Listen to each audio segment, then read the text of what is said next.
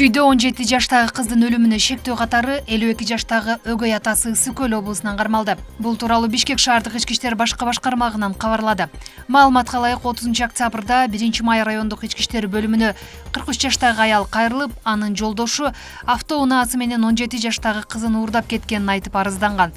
Милициянын ыкчам тергөө иштеринин жыйынтыгында шектүү Ысык-Көл облусунда жүргөнү аныкталып, өзүнүн өмүрүн кыюуга аракет кылып жаткан жеринен кармалды. Шектүү тарабынан өлтүрүлгөн 2007-жылы туулган өгөй кызынын сөөгү Чүй облусунун аймагынан табылган деп айтылат милициянын маалыматында. Учурда бул факты боюнча кылмыш жаза кодексинин 122 адам өлтүрүү беренеси жана 165 беренеси адам уурдоо менен кылмыш иши козголуп, тергөө уланып жатат. Нурлан Мотуев кармалып камакка алынды. Бул тууралуу Бишкек шаардык ички иштер башкы башкармагынан билдиришти. Ал расалык, этникалык, улуттар аралык кастыкты козутууга шектелүүдө. 16 октябрь күнү социалдык тармакта мониторингтөө учурунда Нурлан Мотуев официал деген колдонуучу улуттук азчылыктарга карата терс ой пикирин билдирген видео жарыялаганы аныкталган. Анда ал бир улуттун өкүлдөрүн басынтып, алардын улутуна ар кандай мүнөздөмө берүү менен коомчулукту интернет аркылуу үгүттөп, улут аралык кастыкты козутууга аракет кылган деп жазылат маалыматта. Экспертиза жүргүзгөн материалдарда улуттар аралык касташуунун лингвистикалык белгилери камтылган айтылды. 55 жаштагы блогер кармалып, убактылуу кармоочу жайга киргизилген. Бул означает биздин кыргыз улутунун коркок акыбалга алып келген булар. Коркуп туруп. Сүрөгөндөн коркуп калганбыз. Баягы 3 дунган мошенник боюнча айткан чырдын экспертизасы бүгүн чыкты натыйжасы. Saat 5'te Свердловский ровдуга чакырышты. 48 кабинетке барам буюрса. Анан телефонун айтсам жыйынтыгын айтпай койду. Эми беден 2 гана жыйынтык чыгат. Межнациональный розжиг бар деп айтат.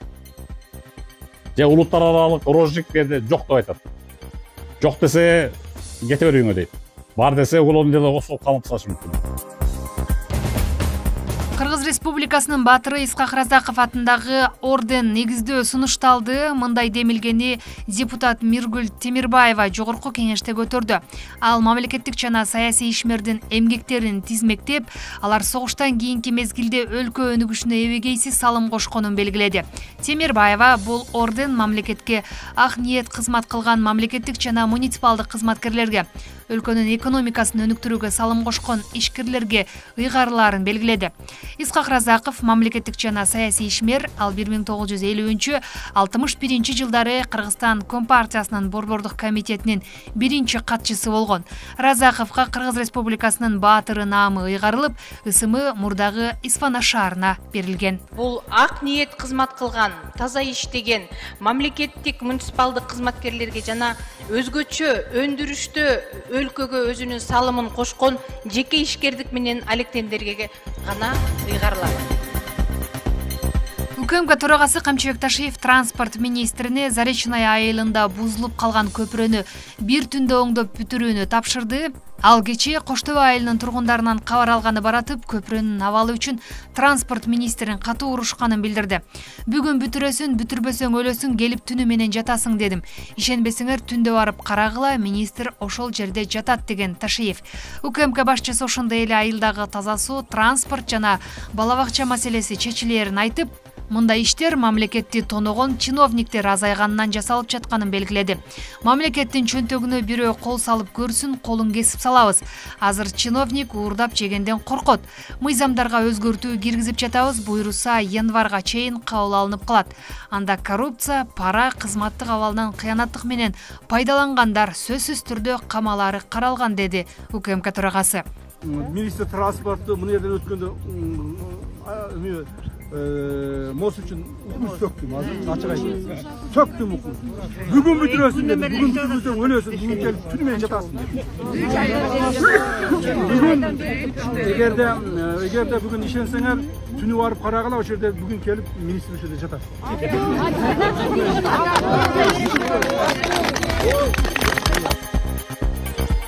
Президенттин медиа жана журналистика жаатында жыл сайын ыйгарылоочу мейкин сыйакысына талапкерлерди тандоо жана ыйгаруу боюнча комиссиянын курамы талапкерлердин кыска тизмесин аныктады. Бул тууралуу мамлекет башчысынын маалымат кызматынан кабарлашты. Билдирүүдө мамлекеттик органдардан көз карандысыз жалпыга маалымдоо каражаттарынан жана окуу жайлардын өкүлүнөн түзүлгөн комиссия 150ден ашык талапкердин арасынан тандоо жүргүзгөнү жазылган. Президент жалпыга маалымдоо каражаттарынын өкүлдөрү үчүн сынак өткөрүү демилгесин колдоду. Анткени маалыматтуу коомду калыптандырууда көз карандысыз жана объективдүү журналистика маанилүү ролду ойнойт. Сынак биринчи жолу өтүп жатат, номинаттарды тандоо оңой болгон жок. Бирок комиссия мыкты иштерди тандап алууга жетишти. Бул сынакты өткөрүү жакшы салтка айланып, күчтүү жана таланттуу журналисттерди өстүрүүгө мүмкүндүк берет деп ишенем деген маалыматтык саясат кызматынын жетекчиси Орунбеков.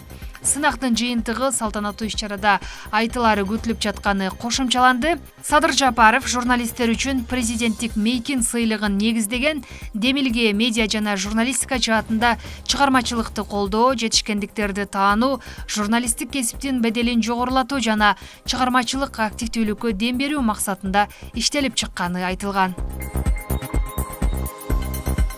Мега компаниясы Баткен облусунун Зардалы айылына уюлдук байланыш орнотту. Бул тууралуу президенттин басма сөз катчысы Аскат Алагөзов билдирди. Мамлекет башчы Садыр Жапаров Зардалыга ушул жылдын 29 сентябрында барган. Айыл тургундары жол салуу жана электр жарыгын жеткирүү менен катар уюлдук байланыш көйгөйүн чечип берүүнү өтүнүшкөн. Бүгүн мега компаниясынын башкы директору Элнар Субакожоев Зардалыдан байланышка чыгып маалымат бергени кабарланды. Акыйкатчы институту сентябрь айында Зардалы айылынын жашоочуларынын укуктарынын сакталышы боюнча кабар алып келген. Мекеменин маалыматына караганда, Зардалыда 1997 жылдан бери иштеп келе жаткан башталгыч мектепте жалпысынан 7 гана бала билим алып, 2 мугалим эмгектенүүдө. Айыл тургундары үчүн оорукана жок, медициналык түйүн, электр жарыгы да жок жашап келишет.